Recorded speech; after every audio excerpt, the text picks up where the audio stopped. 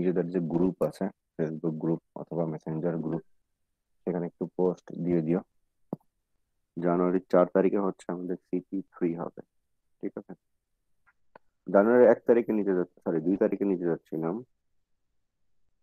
Saturday, but চিন্তা করলাম new year, যদি কেউ আবার বাসায় গ্রামে যেয়ে থাকে বা মুভ করে থাকে, যদি কোনো সমস্যা হয়, তখন এই জন্য একেবারে মেকআপ ক্লাস আছে আমাদের একটা জানুয়ারির 4 তারিখে, স্যাটারডে মেকআপ।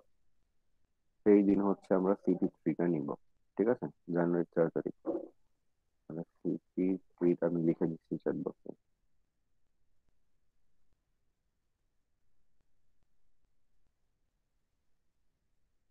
জানুয়ারি 4।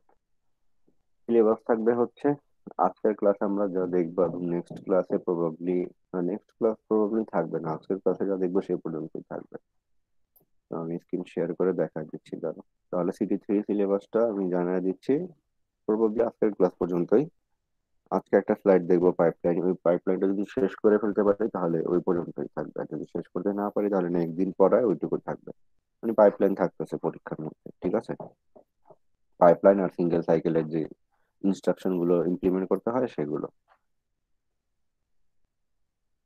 তো আজকে আমরা পাইপলাইনিং এর বাকি পার্টটা দেখবো। একটা ইনিশিয়াল পার্ট দেখেছিলাম, আজকে বাকি পার্ট গুলো দেখে নিব। দেখো, স্ক্রিন শেয়ার করেছি, দেখা যাচ্ছে কিনা বলো। দেখা গেল স্ক্রিনে? জি স্যার, স্ক্রিন যাচ্ছে। দেখা যাচ্ছে? জি আচ্ছা, আমরা স্যার। পাইপলাইনিং অ্যানালজি থিওরিটিক্যালি বোঝার চেষ্টা করলাম লাস্ট ক্লাসে, দেন হচ্ছে আমরা 5টা স্টেজ কি সেটাও দেখলাম, সেই অনুযায়ী ম্যাথমেটিক্স গুলো একটা সলভ করলাম। যে এইরকম যদি একটা ম্যাথ দেয়া থাকে 3টা লোড ওয়ার্ড ইনস্ট্রাকশনের, পাইপলাইনে কি পরিমাণ সময় লাগে আর সিঙ্গেল সাইকেলে কি পরিমাণ সময় লাগে। সিঙ্গেল সাইকেলে হচ্ছে এক একটা টাইম সাইকেল কি হয়, আর যে 5টা স্টেজ দেয়া আছে ওই 5টা স্টেজের টোটাল টাইমটা হচ্ছে সিঙ্গেল সাইকেলের একটা টাইম সাইকেল, যতগুলো ইনস্ট্রাকশন সেটাকে টাইম সাইকেল দিয়ে গুণ দিলে আমরা হচ্ছে টোটাল সময়টা পেয়ে যাই, যে সিঙ্গেল সাইকেল ইনস্ট্রাকশন এক্সিকিউট করতে কি পরিমাণ সময় লাগে। আর সেটার জন্য কোনো ডায়াগ্রাম ড্র করি না। বাট পাইপলাইনিং এর জন্য আমাদের ডায়াগ্রাম ড্র করে দেখাতে হয়, কোথায় আইডল স্টেজ সেগুলো দেখাতে হয়। তারপর হচ্ছে পাইপলাইনিং এর টাইম সাইকেলটা হয় ওই 5টা স্টেজের মধ্যে যেই স্টেজ গুলোর জন্য সময় সব থেকে বেশি, সেটার সময়টা হচ্ছে পাইপলাইনিং এর টাইম সাইকেল। আর পাইপলাইনিং এর মধ্যে আমরা একটা জিনিস বুঝতে পারলাম, যেটা হচ্ছে যে আমাদের যদি একটার বেশি ইনস্ট্রাকশন থাকে তাহলে সিঙ্গেল সাইকেল থেকে পাইপলাইনিং এ সবসময় সময় কম লাগে। আর রিসোর্স ফ্রি থাকলে আমরা পাইপলাইনিং এ মানে ওই রিসোর্সটাকে ইউজ করার চেষ্টা করি, এটা আমরা দেখেছিলাম।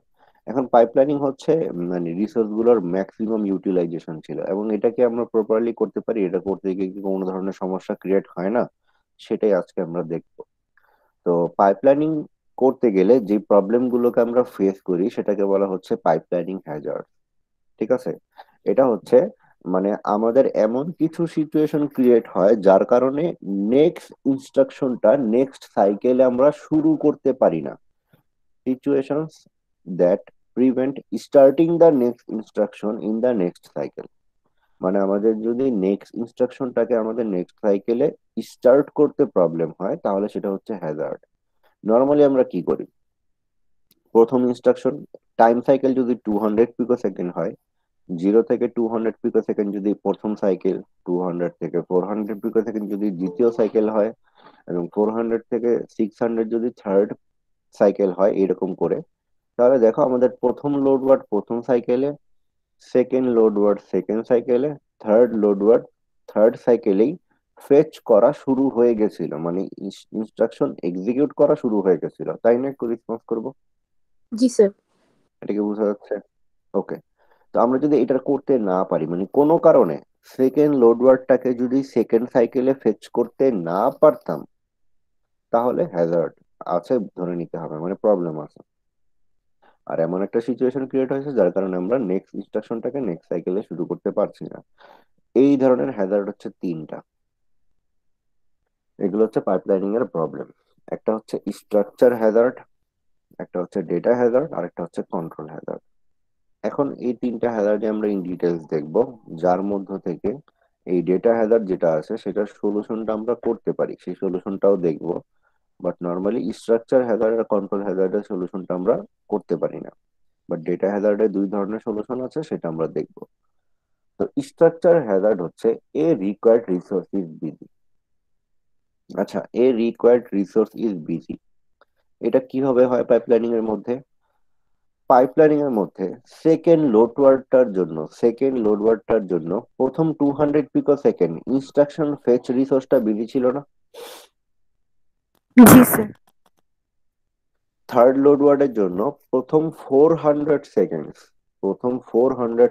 পিকো second instruction fetch resource busy ছিল না? জি স্যার। জি স্যার। তাহলে দেখো,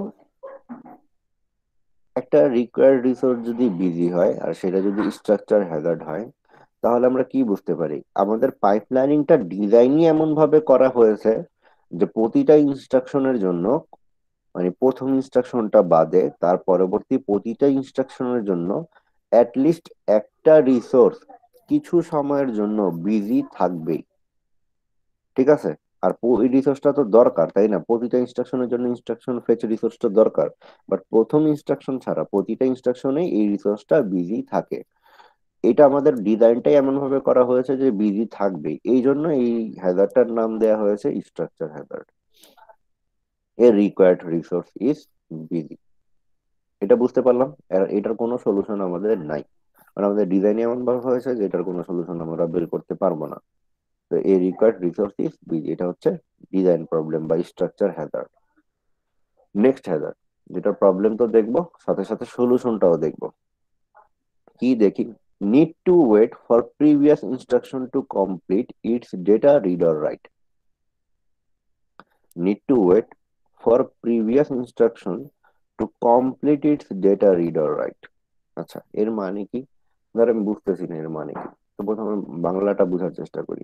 যে আমাদের ওয়েট করতে হচ্ছে যেন প্রিভিয়াস ইনস্ট্রাকশন, আগের ইনস্ট্রাকশনটা শেষ হয়, রিড রাইট করা শেষ হয়, এটার জন্য ওয়েট করতে হচ্ছে। তো আমরা একটা এক্সাম্পল দিয়ে বোঝার চেষ্টা করি ডেটা হ্যাজার্ডটা। এখানে অ্যাড আর সাব এই দুইটা ইনস্ট্রাকশনের মধ্যে একটা ডেটা হ্যাজার্ড আছে। এখন ডেটা হ্যাজার্ড আছে নাকি না এটা বুঝবো কিভাবে?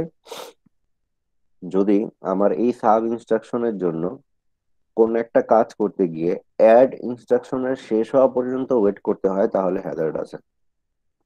আরেকটা কথায়, পরবর্তী ইনস্ট্রাকশনের সোর্স রেজিস্টার আর আগের ইনস্ট্রাকশনের ডেস্টিনেশন রেজিস্টার যদি সমান হয় বা ইকুয়াল হয়, তাহলে সেখানে ডেটা হ্যাজার্ড আছে। আবারও বলতেছি, নেক্সট ইনস্ট্রাকশনের সোর্স রেজিস্টার আর প্রিভিয়াস ইনস্ট্রাকশনের ডেস্টিনেশন রেজিস্টার যদি ইকুয়াল হয়, তাহলে সেখানে ডেটা হ্যাজার্ড আছে। আচ্ছা, দেখো, এই যে অ্যাড ইনস্ট্রাকশনটা আছে এটাতে S0 আর এই সাবের S0 হচ্ছে কমন। এখানে আমি যদি বলি যেই পর্যন্ত অ্যাড ইনস্ট্রাকশনের T0 T1 এর ভ্যালু রিড হয়ে যোগ হয়ে S0 তে না আসতেছে, সেই পর্যন্ত আমি সাব ইনস্ট্রাকশনের S0 কে রিড করতে পারবো না। Am I correct? এটা বলো তো। জি স্যার। আচ্ছা, তাহলে এটা আমরা বুঝতেছি এখানে যে S0 কে রিড করতেছি সেটা তো আগের ইনস্ট্রাকশনের এই S0টা, তাই না? তো এই S0 তে যেই পর্যন্ত T0 T1 যোগ হয়ে না আসতেছে, আমি তো এখানে S0 কে রিড করতে পারতেছি না। আমি রিড করি কোন ফেজ দিয়ে? ইনস্ট্রাকশন ডিকোড দিয়ে। ইনস্ট্রাকশন ডিকোড ফেজটা দিয়ে রিড করি। এখন এই দুইটাকে আমরা হচ্ছে একটা জ্যামবোর্ড ইমপ্লিমেন্ট করে দেখব। এখানে যেভাবে করে দেয়া আছে স্লাইডে ওইভাবে করবো না, আমরা হচ্ছে যেভাবে আমি দেখাবো জ্যামবোর্ডে সেভাবেই হচ্ছে এগুলোর ইমপ্লিমেন্টেশন করব। অলরেডি একটা ফাইল শেয়ার করেছিলাম, সেটাতে আমি আপলোড করতেছি, মানে আপডেট করতেছি। ওয়েট করো, মাই ড্রাইভে গেলাম, ঘটনা কি?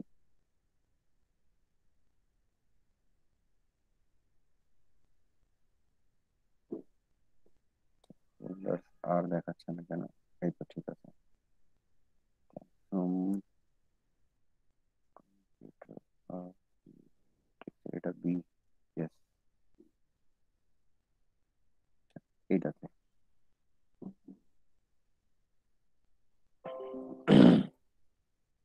এটা দেখা গেলে বলবো।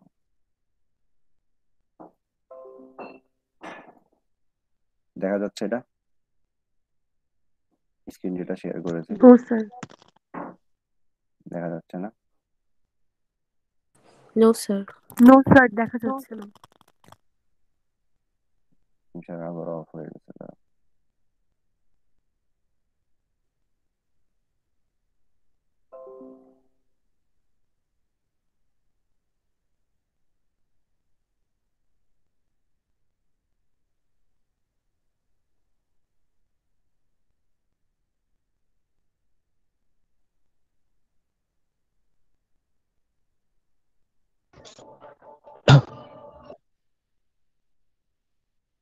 আচ্ছা, অ্যাড আর সাব ইনস্ট্রাকশনটার ব্যাপারটা কি? এটা নিউ লাইন আসতেছে না কেন?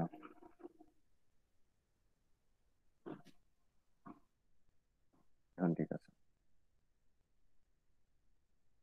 আচ্ছা দেখো, আমাদের এই অ্যাড আর সাব ইনস্ট্রাকশন যেখানে হচ্ছে এই অ্যাড এর S0 আর সাবের S0 হচ্ছে আমাদের মানে সেম রেজিস্টার। যে পর্যন্ত T0 T1 যোগ না হয়ে S0 তে না আসতেছে, আমি এই সাব ইনস্ট্রাকশনের S0 কে আমি রিড করতে পারবো না। এখন আমি এটার জন্য যদি হচ্ছে পাইপলাইনিং এর ডায়াগ্রামটা বানানোর চেষ্টা করি, ঠিক আছে, টাইমিং ডায়াগ্রামটা, তো ধরো আগের মতোই টু জি স্যার। সেকেন্ড করে হচ্ছে টাইম সাইকেল, আগের মতোই 200 পিকো সেকেন্ড করে স্যার, হচ্ছে টাইম। হ্যাঁ বলি। স্যার স্ক্রিন বলি। শেয়ার করেছেন?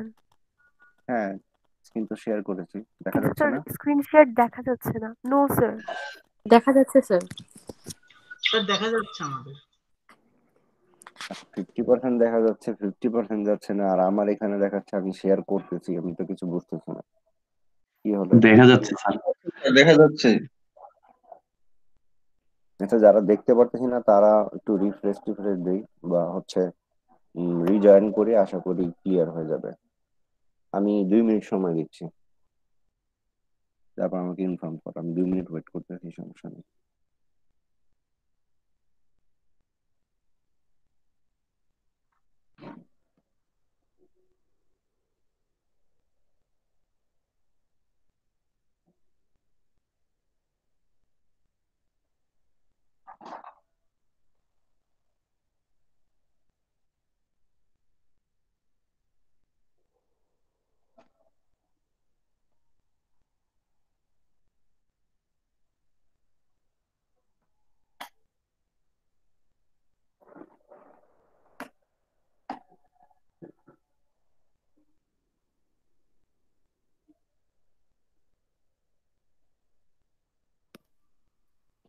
উম,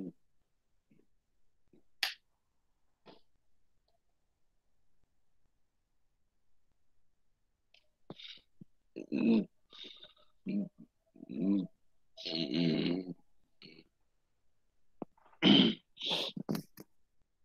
আচ্ছা, 2 মিনিটের মতো সময় দিলাম। যাদের স্ক্রিন দেখা যাচ্ছিল না, এখন তাদেরকে স্ক্রিন দেখা যাচ্ছে?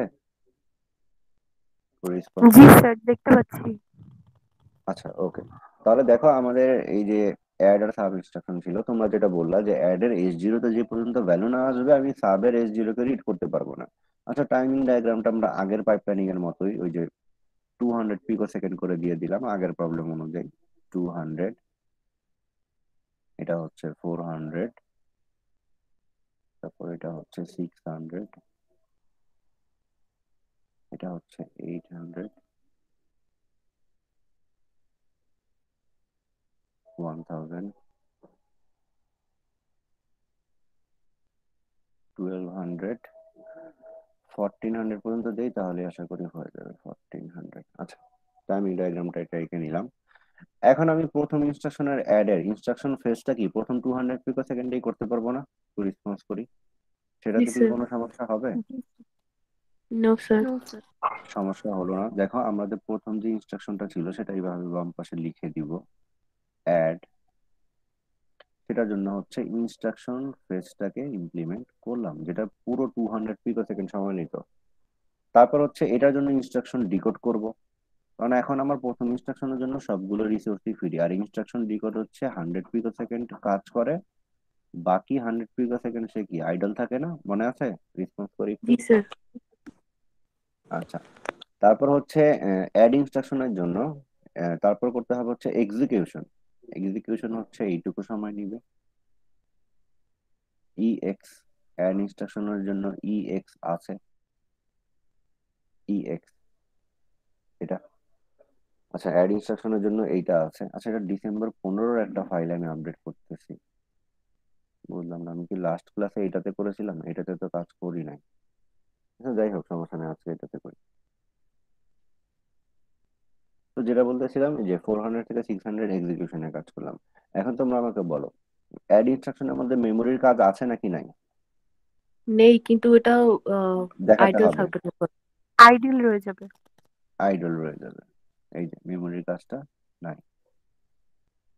তারপর অ্যাড এর মধ্যে রাইট ব্যাকের কাজ আছে, ডেস্টিনেশন রেজিস্টারে ভ্যালু রাইট ব্যাক জি করা। স্যার। জি স্যার, আছে স্যার। তাহলে সেটার জন্য এই 200 পিকো সেকেন্ড সময়টা আমরা এখানে নিলাম, যেটার মধ্যে প্রথম 100 পিকো সেকেন্ড তাকে দিয়ে কাজ করালাম, বাকি 100 পিকো সেকেন্ড সে বসে থাকলো। আইডল এই থাকবে। হচ্ছে আমার প্রথম ইনস্ট্রাকশনটার কাজ হয়ে গেল। এখন সেকেন্ড ইনস্ট্রাকশন সাব। সাবের জন্য ইনস্ট্রাকশন ফেচ। ঠিক আছে, সাব ইনস্ট্রাকশনের জন্য ইনস্ট্রাকশনকে ফেচ করব। সাব ইনস্ট্রাকশনের জন্য যে ইনস্ট্রাকশনকে ফেচ করব সেটাকে আমি প্রথম 200 পিকো সেকেন্ডে করতে পারবো? নো স্যার, রাইট নো ব্যাকের স্যার। পর করা রাখবে। তাহলে পরবর্তী 200 পিকো সেকেন্ডের মধ্যে আমি সাবের জন্য ইনস্ট্রাকশনকে ফেচ করলাম, ইনস্ট্রাকশন ফেচ। ঠিক আছে, আইএফ। এখন তার পরবর্তী 200 পিকো সেকেন্ডে আমি ইনস্ট্রাকশন ডিকোড করবো না, আমার রিসোর্স ফ্রি আছে। জি স্যার। বাট আমি যদি এইখানে ইনস্ট্রাকশন ডিকোড করতে চাই 400 থেকে 600 এ, তোমরা কি বললা, এই T0 T1 এর ভ্যালু রিড হয়ে যোগ হয়ে S0 তে না আসার আগ পর্যন্ত এইটাকে ইনস্ট্রাকশন ডিকোড করা যাবে না, তাই না? এটাই বললা না? জি স্যার। জি স্যার। যে এই T0 T1 যোগ রিড হয়ে যোগ হয়ে S0 রেজিস্টারে রাইট ব্যাক না হওয়া পর্যন্ত আমি এখানে ইনস্ট্রাকশন ডিকোডের কাজ করতে পারবো না। তাহলে আমি যদি বলি যে আমাদের এইটুকু স্টেজ হচ্ছে আইডল থাকবে, তাহলে কি আমি কারেক্ট? এইটুকু স্টেজ জি স্যার। 400 থেকে স্যার। 1000, আমার কিছু করার নেই, আইডল থাকতেই হবে। ঠিক আছে, আমি আইডলটা জাস্ট এমটি রেখে দিলাম, দাগ কেটে আর দেখালাম না। তো এরপরে কিন্তু আমি ইনস্ট্রাকশন ডিকোডটা করতে পারবো। ইনস্ট্রাকশন ডিকোড 100 পিকো সেকেন্ড কাজ করবে, বাকি 100 পিকো সেকেন্ডে সে আইডল থাকবে। এখন এটা বুঝতে পারলাম, একটু রেসপন্স করি জি কেন স্যার। ডাব্লিউবি এর পরে গিয়ে করলাম। এটা ক্লিয়ার? ওকে, তাহলে এরপরে 200 পিকো সেকেন্ড সে কি করবে? এক্সিকিউশনের কাজ, সাব ইনস্ট্রাকশন। আমরা টাইমিং ডায়াগ্রামে টাইমটা আরো বাড়াই, এটা 1600, এইটা 1800। ঠিক আছে, তাহলে আমাদের এরপরে মেমোরির কোনো কাজ আছে? নো স্যার, কিন্তু নো আইডল স্যার। থাকবে। বাট আইডল থাকবে। আর তারপর হচ্ছে রাইট ব্যাকের যে কাজটা আছে সেটা হচ্ছে প্রথম 100, 100 কাজ করবে, বাকি বাকি 100 100 আইডল। আইডল থাকবে। তাহলে এটা হচ্ছে আমাদের timing diagram with data Hazard. ঠিক আছে, এখানে কিন্তু ডেটা হ্যাজার্ড আছে, এই জন্য টাইমিং ডায়াগ্রামটা এরকম। ডেটা হ্যাজার্ড আছে দেখে এরকম, ডেটা হ্যাজার্ডকে কিন্তু সলিউশন করি নাই, আছে দেখে এরকম টাইমিং ডায়াগ্রাম হচ্ছে। ঠিক আছে, এটা হচ্ছে তাহলে একটা ডেটা হ্যাজার্ডের এক্সাম্পল। ঠিক আছে, ডেটা হ্যাজার্ড। তাহলে আশা করি এটা বুঝতে পারলাম, কারো কোনো কনফিউশন নেই যে কেন হ্যাজার্ডটা হলো। ঠিক আছে, এটা দেখার কোনো দরকার নেই, আমাদের ডায়াগ্রাম জাস্ট, সরি, ডায়াগ্রামটা জাস্ট এটার মতো। ঠিক আছে, এটার মতো। স্ক্রিন শেয়ার দেখা যাচ্ছে তো? স্যার, এখন দেখা যাচ্ছে না। স্যার এখন দেখা যাচ্ছে না। আবার কি হইল, দাঁড়া।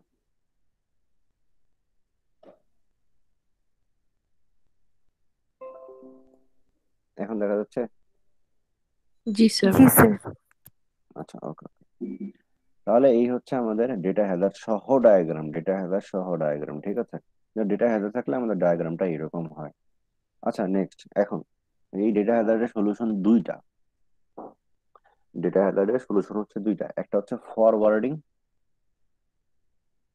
আরেকটা হচ্ছে কোড শিডিউলিং। ফরওয়ার্ডিং আর কোড শিডিউলিং।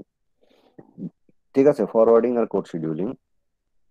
তো আমি একটা কাজ করি, আমি স্ক্রিনশটটা স্টপ করি, আমি এটা তোমাদেরকে ইমেজের মাধ্যমে বোঝানোর চেষ্টা করি, দরকার পড়লে পরবর্তীতে আমি একে দেখাবো না।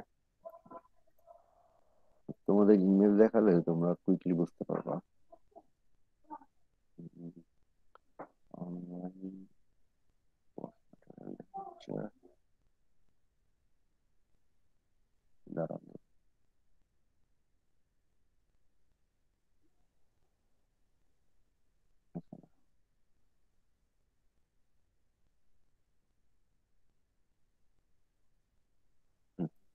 ঠিক আছে, স্ক্রিন শেয়ারটা করে নেই।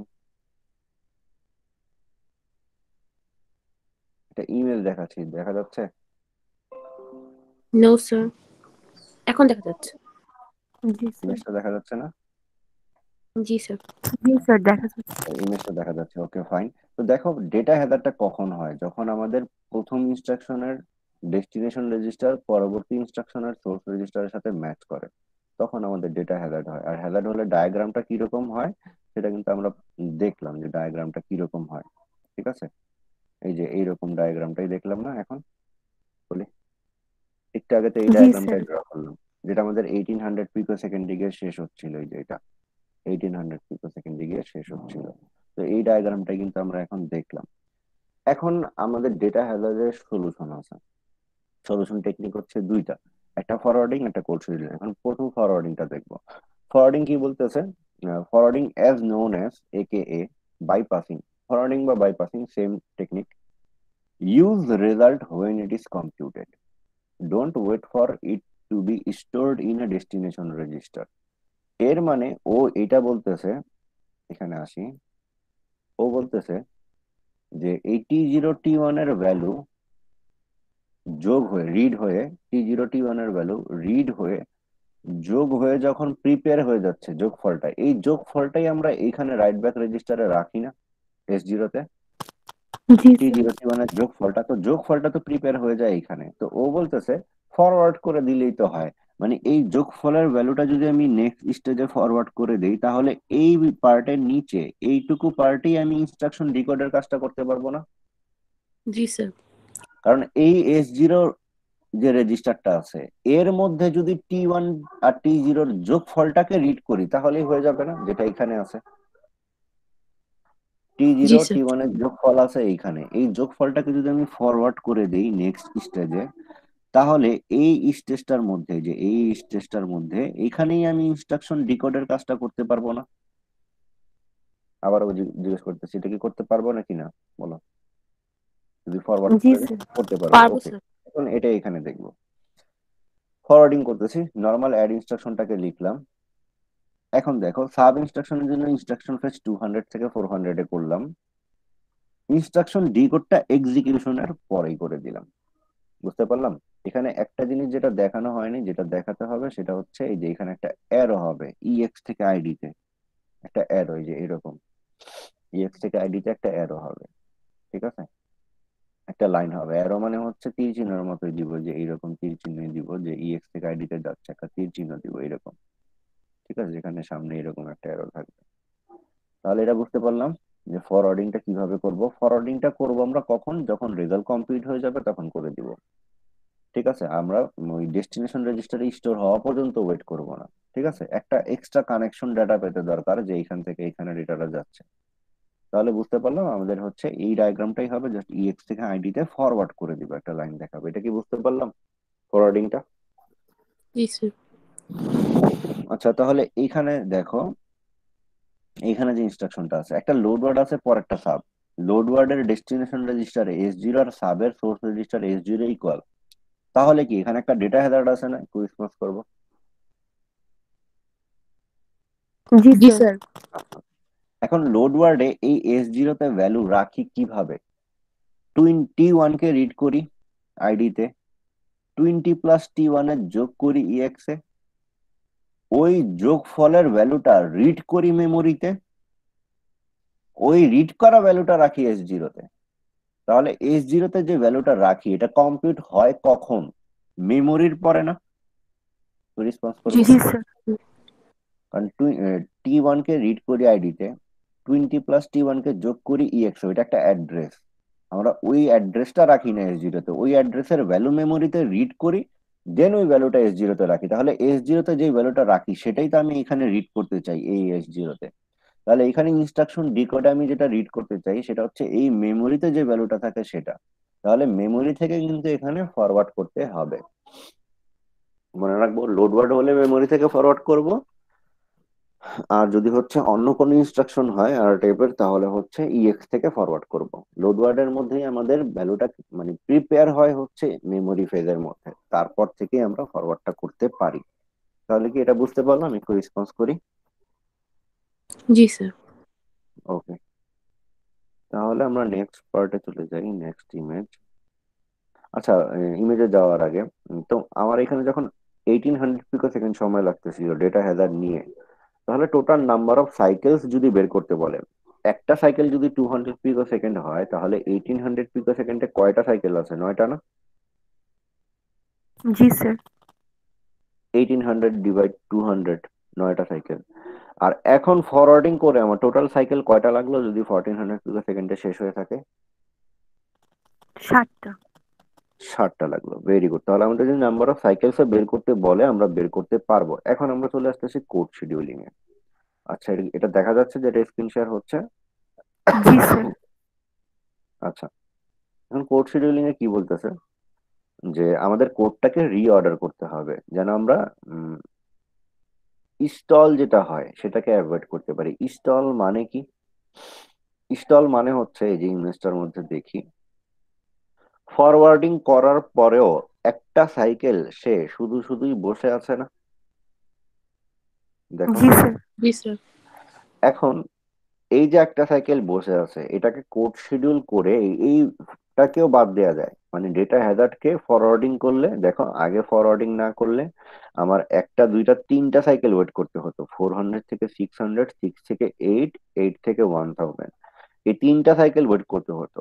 এখন ফরওয়ার্ডিং করলে তাও স্টিল একটা সাইকেল ওয়েট করতে হচ্ছে। এখন এই একটা সাইকেলের যে ওয়েট, সেটাকেও যেন বাদ দেয়া যায়, সেটার জন্য হচ্ছে কোড শিডিউলিং করা হয়। Code scheduling to avoid stall, একটা সাইকেলের যে স্টলটা হচ্ছে, এটা কিভাবে বাদ দেওয়া যায়? আইডিয়াটা হচ্ছে এই দুইটা ইনস্ট্রাকশনের মাঝখানে অন্য কোনো একটা ইনস্ট্রাকশন নিয়ে আসা। ধরো আমার কোডের মধ্যে এরকম অনেকগুলো ইনস্ট্রাকশন আছে, আর ডেটা হ্যাজার্ড আছে এই দুইটার মধ্যে। তো অন্য কোনো এমন একটা লাইন যারা এদের সাথে এফেক্টেড না, মানে সোর্স ডেস্টিনেশন মিলে না, এমন একটা ইনস্ট্রাকশনকে যদি মাঝখানে আমি দিয়ে দেই, সেই ইনস্ট্রাকশনটা ফেচ হইতো তখন কি এইখান থেকে, জি তাই না, স্যার। 200 থেকে 400-এ। আর তখন কি এই সাব ইনস্ট্রাকশনটা 4 থেকে 600-এ ফেচ হইতো, তাই না? দেখো, অ্যাড জি আর স্যার। সাবের মাঝখানে যদি একটা ইনস্ট্রাকশন থাকতো, তাহলে সেই ইনস্ট্রাকশনটা কিন্তু ফেচ হইতো 200 থেকে 400 এবং নর্মালি কাজ হয়ে যাইতো। তখন সাব ইনস্ট্রাকশনটা নর্মালি 400 থেকে 600-এই ফেচ হইতো না। মানে সাব এই যে ইনস্ট্রাকশনটা ওয়েট করতে, সরি, একটা সাইকেল যে ওয়েট করতেছে, ইনস্টল হচ্ছে, সেটার হইতো না। বুঝতে পারতেছি জি ব্যাপারটা? স্যার। জি স্যার। হ্যাঁ, গুড। তাহলে আমাদের স্টল অ্যাভয়েড করার জন্য কি করতে হবে? যাদের মধ্যে হ্যাজার্ড আছে সেই ইনস্ট্রাকশন গুলোর মধ্যে হ্যাজার্ড নাই বা রিলেটেড না এমন একটা ইনস্ট্রাকশন নিয়ে এসে দিয়ে দিতে হবে। তো দেখো, আমাদের প্রথম লোড ওয়ার্ডে এখানে T1 ডেস্টিনেশন, পরেরটায় কোনো সোর্স নাই। এখন দেখো, এখানে যে T2, এই যে T2, লোড ওয়ার্ডের T2 আর এই অ্যাড এর T2, এই দুইটা ইকুয়াল না? প্রিভিয়াস ইনস্ট্রাকশনের ডেস্টিনেশন আর পরবর্তী ইনস্ট্রাকশনের নেক্সট ইনস্ট্রাকশনের সোর্স রেজিস্টার ইকুয়াল হইল না? এর মানে কি জি এই স্যার। জি লোড স্যার। ওয়ার্ড আর অ্যাড এর মধ্যে একটা হ্যাজার্ড আছে না, ডেটা হ্যাজার্ড? জি স্যার। আবার এদের মধ্যে মধ্যেও একটা ডেটা হ্যাজার্ড আছে, তাই না? জি স্যার। এখন আমি যদি এমন কিছু করি, এই দুইটা ইনস্ট্রাকশনের মাঝখানে একটা করে ইনস্ট্রাকশন নিয়ে আসি, তাহলে ওই যে সাইকেল ইনস্টলটা হয় সেটাও ক্যান্সেল হয়ে যাবে না? এখন রেসপন্স করব। জি স্যার। জি স্যার। আচ্ছা, তাহলে কি ওরা কি করলো দেখো, এই লোড ওয়ার্ডটাকে উপরে তুলে নিয়ে গেল। কারণ এই লোড ওয়ার্ডের T4 আর এদের মধ্যে হচ্ছে T2, মানে এদের সোর্স ডেস্টিনেশন মিলতেছে না, এদের সাথে এরা রিলেটেড না। এই লোড ওয়ার্ডটাকে উপরে তুলে নিয়ে গেল। ফলে কি হইলো, এই লোড ওয়ার্ড আর অ্যাড এর মাঝখানে একটা ইনস্ট্রাকশন চলে আসলো। আবার এই দুইটার মধ্যেও হচ্ছে ডিস্টেন্স অনেক বেশি হয়ে গেল। ফলে কি আমাদের ওই যে হ্যাজার্ডটার কারণে যে সাইকেলের স্টলটা, সেটাকে আমরা অ্যাভয়েড করতে পারবো, তাই না? একটু রেসপন্স করি। জি স্যার। জি স্যার। তাহলে কোড শিডিউলিং কিভাবে করবো বুঝতে পারলাম। যাদের মধ্যে হ্যাজার্ড আছে তাদের মধ্যে এক বা একটার বেশি লাইন গ্যাপ করে দিব, মানে নতুন একটা ইনস্ট্রাকশন নিয়ে চলে আসবো, তাহলেই হয়ে যাবে। আচ্ছা, এখানে নাম্বার অফ সাইকেলসটা কিভাবে আসছে, 13 আর 11, এটা একটু বলে দিচ্ছি। আচ্ছা না, আজানটা শেষ হোক, তোমরা হয়তো আমার কথা শুনতে পারবে না আজানের সাউন্ডের কারণে। আমি 1 মিনিট সময় নিচ্ছি, তারপর হচ্ছে এটা বলে দিচ্ছি।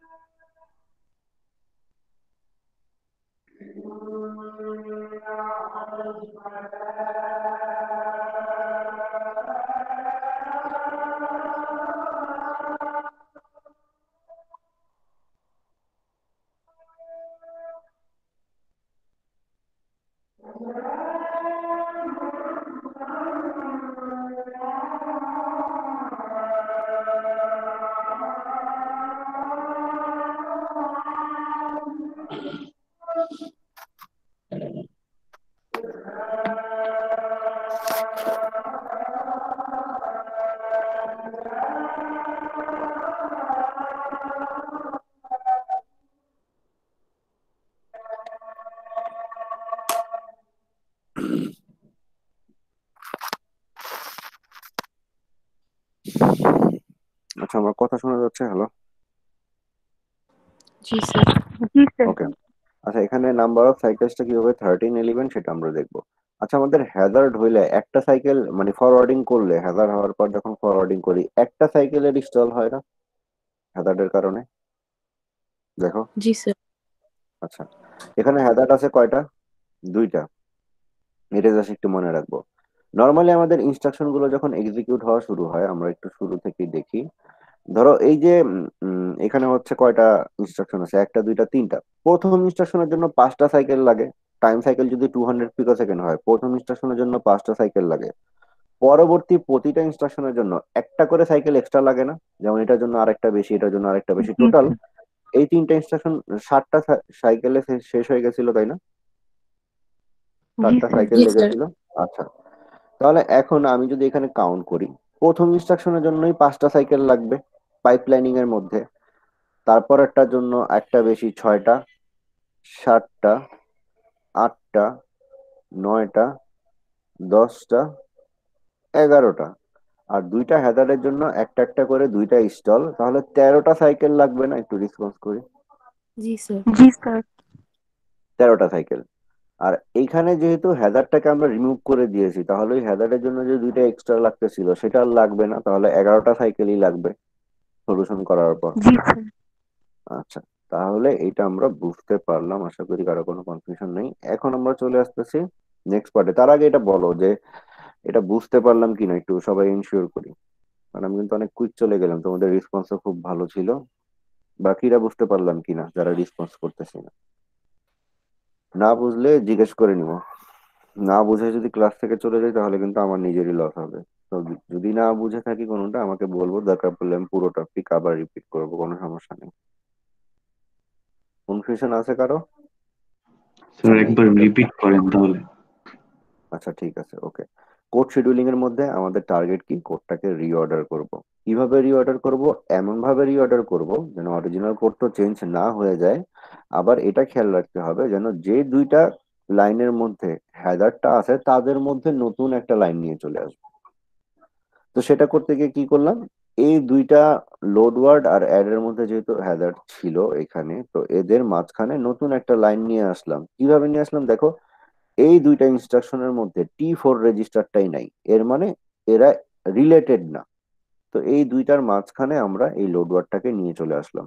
নিয়ে চলে আসলে সুবিধাটা কি হইলো, এটাকে সুইচ করায় যে আমার এখন এই দুইটার মাঝখানেও হচ্ছে একটা লাইন গ্যাপ হলো, আবার এই লোড ওয়ার্ড আর এই অ্যাড এর মাঝখানেও মানে লাইন গ্যাপ একের বেশি, এক বা একের বেশি হয়ে গেল, যার কারণে আমাদের যে স্টল গুলো হতো সাইকেল সেটা আর হচ্ছে না। এখন বুঝতে পারলাম? একটু রেসপন্স করি। জি স্যার, ওকে, এবার বুঝছি স্যার। ওকে, ওকে, ফাইন। তাহলে এখন আমরা দেখো, আমরা যেটা শুরু থেকে একটু রিভিউ করি যে কি কি আজকে দেখলাম। আমরা আজকে প্রথমে দেখলাম পাইপলাইনিং এর প্রবলেম, স্ট্রাকচার হ্যাজার্ড যেটার কোনো সলিউশন নাই, এটা ডিজাইনের প্রবলেমটা আছে যে একটা রিকোয়েস্ট রিসোর্স বিজি থাকতেই পারে। তারপর দেখলাম ডেটা হ্যাজার্ড। ডেটা হ্যাজার্ড কি? প্রথম ইনস্ট্রাকশনের ডেস্টিনেশন আর পরের ইনস্ট্রাকশনের সোর্স রেজিস্টার যদি সমান হয় বা ইকুয়াল হয়, তাহলে সেখানে ডেটা হ্যাজার্ড আছে। ডেটা হ্যাজার্ড থাকলে আমাদের ডায়াগ্রামটা হয় এইরকম, রাইট ব্যাকের পরে গিয়ে আমরা হচ্ছে ইনস্ট্রাকশন ডিকোড করতে পারি পরবর্তী ইনস্ট্রাকশনটাকে। ঠিক আছে, যেটা আমরা যে এখানে দেখলাম রাইট ব্যাকের পরে ইনস্ট্রাকশন ডিকোড করি।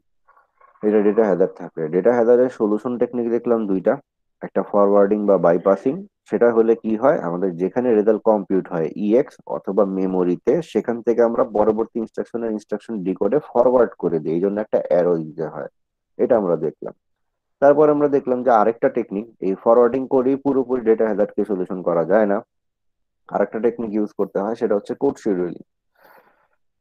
তো কোড শিডিউলিং করলে কি হয়, কোডটাকে এমন ভাবে আমরা শিডিউল করি যেন যে লাইনগুলোর মধ্যে হ্যাজার্ড আছে তাদের মধ্যে একটা লাইন ডিস্টেন্স হয়ে যায়। হয়ে গেলে কি হয়, ওই যে স্টলটাও হয় ফরওয়ার্ডিং করলে, ওই স্টলটাও আর থাকে না। সাইকেল কাউন্টটা কিভাবে, প্রথমটার জন্য 5টা সাইকেল, পরবর্তী প্রতিটার জন্য একটা সাইকেল, এক একটা হ্যাজার্ডের জন্য একটা করে সাইকেল স্টল। আর সলিউশন করলে ওই স্টলটা থাকে না, এই জন্য 13 আর 11 সাইকেলস হলো। এই পর্যন্ত কি বুঝতে পারলাম? তো রেসপন্স করি। এই পর্যন্ত সবার ক্লিয়ার? তাহলে আমি নেক্সট টপিকে যাব। Okay, clear, okay fine. তাহলে নেক্সট টপিকটা হচ্ছে আমাদের কন্ট্রোল হ্যাজার্ড। এখন কন্ট্রোল হ্যাজার্ডের মধ্যে কি, branch determines flow of control, fetching next instruction depends on branch outcome. আচ্ছা, এগুলো কথা পরে যদি না বুঝি কোনো সমস্যা নেই, আমরা ডিরেক্টলি একটা এক্সাম্পলে চলে যাই, তাহলেই আমরা বুঝে যাবো যে কন্ট্রোল হ্যাজার্ড অ্যাকচুয়ালি কি কাজ করে। আচ্ছা, ইমেজটা দেখা যাচ্ছে? জি স্যার। আচ্ছা, এখন দেখো একটা অ্যাড ইনস্ট্রাকশন আছে, সেটাকে আমরা নর্মালি ভাবে এক্সিকিউট করে দিলাম টাইমিং ডায়াগ্রামে, আমাদের কোনো সমস্যা হলো না। অ্যাড ইনস্ট্রাকশনটাকে আমরা নর্মালি এক্সিকিউট করে দিলাম। এখন এরপরে ধরো একটা ইনস্ট্রাকশন আসলো বিইকিউ, ব্রাঞ্চ অন ইকুয়াল। সেটাকে আমরা নর্মালি করে দিতে পারবো না। দেখুন, ব্রাঞ্চ অন ইকুয়ালের মধ্যে ইনস্ট্রাকশন ফেচ আছে, ডিকোড আছে, এক্সিকিউশন আছে, বাট মেমোরি আর ডাব্লিউবি নাই। মনে আছে তো এটা? জি স্যার। ব্রাঞ্চ অন ইকুয়াল ওই যে সাব করলেই হচ্ছে শেষ হয়ে যায়, তো এখানে শেষ হয়ে যাচ্ছে। এটা করলাম। এখন এর পরবর্তী যে ইনস্ট্রাকশনটা ফেচ হবে, সেটা আমি ফেচ করব কোথা থেকে, কত থেকে কততে? যেমন হচ্ছে অ্যাড কে করেছি 0 থেকে 200 এ ফেচ করেছি, বিকিউ কে 200 থেকে 400 এ করেছি। নেক্সট ইনস্ট্রাকশনকে আমি ফেচ করব কত থেকে কততে, বলো তো? 600 থেকে 800 এ। কেন? ইনস্ট্রাকশন ফেচ সরি স্যার, 400 থেকে 600। 400 থেকে 600 থেকে স্যার, ভুল 400 বলছি। থেকে 600। 400 থেকে 600। আচ্ছা, আমি একটা কাজ করি, এটাকে কপি করি, এখানে নিয়ে আসি, ওয়েট, পেস্ট হচ্ছে।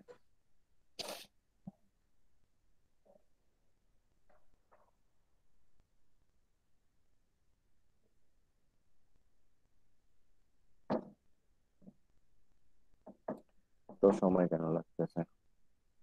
আচ্ছা, চলে আসছে।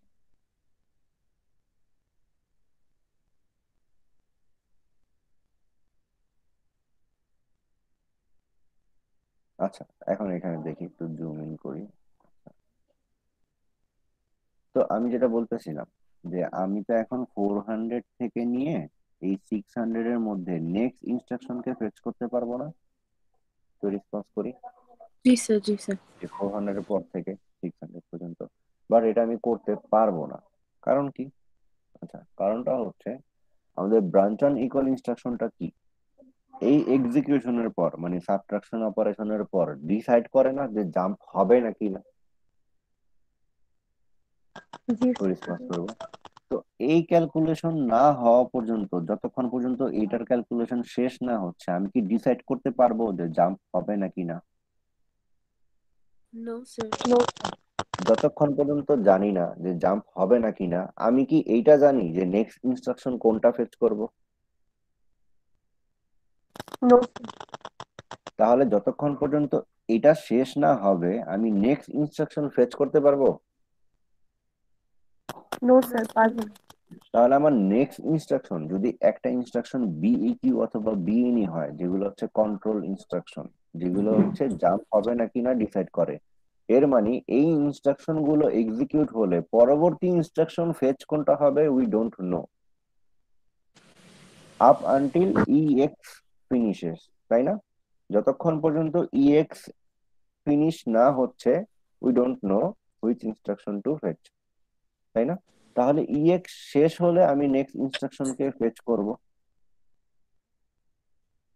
ফর এক্সাম্পল, আমাদের নেক্সট ইনস্ট্রাকশনটা যদি এমন হয় যে নেক্সট ইনস্ট্রাকশনটা হচ্ছে মানে যে কোনো একটা ইনস্ট্রাকশন, সেটাকে তো ফেচ করতে হবে ইএক্স এর পরে, এইটুকু তো বুঝে গেছি তাই না?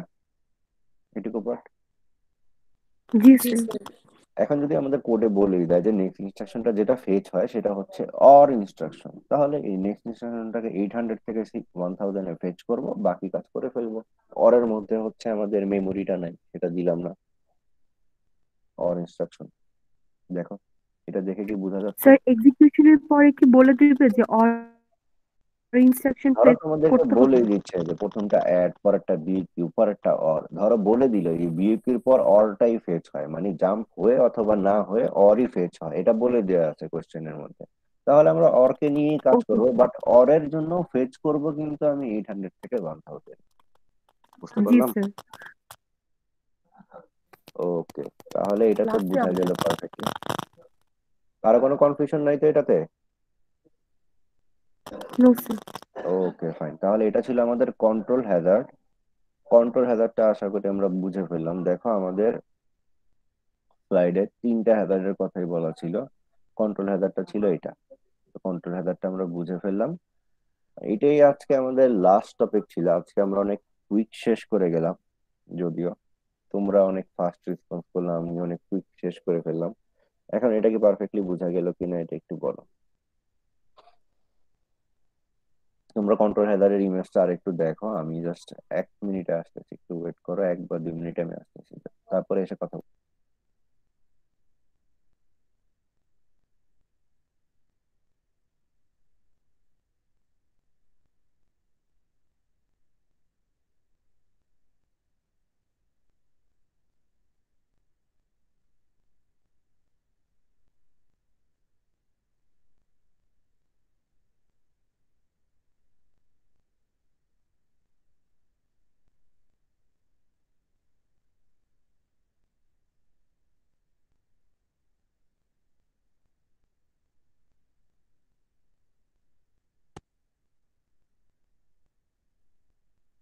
হ্যালো, তো আজকে এটা আমাদের লাস্ট টপিক ছিল। দেখো তোমরা খুব কুইক রেসপন্স করে তাড়াতাড়ি বুঝে গিয়েছো। আমাদের এই স্লাইডটা শেষ হয়ে গেছে। তো প্রথম কথা যেটা, আজকে আমরা সবকিছু মোটামুটি বুঝে গেছি, কারো কনফিউশন থাকলে স্টিল জিজ্ঞেস করবো। এই পর্যন্ত হচ্ছে আমাদের সিটি সিরিজ সিলেবাস, এই পর্যন্ত যেটা আমরা দেখলাম, যে এই যে অর ইনস্ট্রাকশনটাকে ফেচ করতে পারি হচ্ছে এক্সিকিউশনের পরে গিয়ে, ঠিক আছে? আর ডায়াগ্রাম গুলো আমি যেভাবে পিকচারে দেখালাম বা আমি যেভাবে হচ্ছে একে করে দেখালাম, এইভাবেই কিন্তু এক্সিকিউট গুলো করব, অন্য কোনো ওয়েতে না। এটা মনে রাখবো, যেভাবে আমরা শিখলাম, যেভাবে বুঝলাম সেভাবেই করব, স্লাইডেরটার মতো করব না। তো আমাদের কিন্তু সিলেবাস এই পর্যন্তই। সিটি 3, যেটা হচ্ছে জানুয়ারির 4 তারিখে হবে, যেদিন আমাদের একটা মেকআপ ক্লাস আছে সোমবার। তো তোমাদের ফেসবুক গ্রুপে কিন্তু তোমরা একটু দায়িত্ব নিয়ে এটা নিয়ে পোস্ট করে দিবা, জি স্যার, করে দিয়েছেন। মেসেঞ্জার গ্রুপে পোস্ট করে দিয়ে যায় জানুয়ারির 4 তারিখে হচ্ছে পরীক্ষা, সিলেবাস হচ্ছে এইটুকু। তো এই পর্যন্ত কারো কোনো কনফিউশন আছে কিনা দেখো, আমি সিলেবাসটা আবার রিপিট করি। আমরা সিলেবাসের মধ্যে কি কি দেখলাম, আমরা হচ্ছে স্লাইড ওপেন করে দেখাচ্ছি, একটু ওয়েট করো। উম,